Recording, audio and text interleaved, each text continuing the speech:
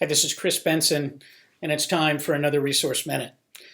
Today, we want to talk about what's on your mind, both physically and mentally, a little bit of a checkup from the neck up.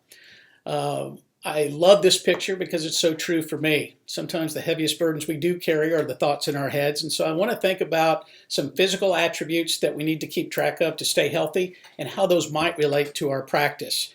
You need to know your weight. It fluctuates from year to year, but we seem to remember what it was from year to year. I relate it to production and collections. You speak to me and you can tell me what your production and collections was year to year, and that changes and fluctuates too.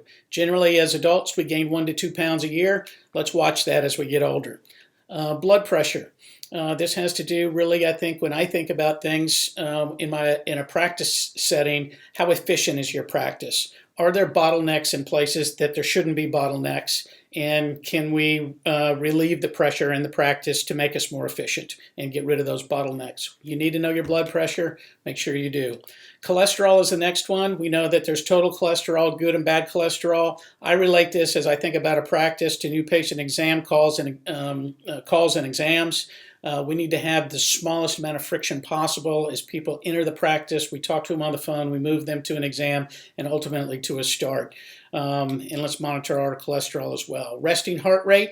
This is kind of, I think, a picture of your practice satisfaction. How much anxiety do you have about your practice?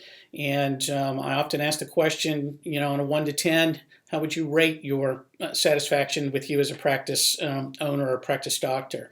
And so if you're a little bit more anxious, what can we do to relieve some of that? We need to know what our resting heart rate is. And finally, blood sugar.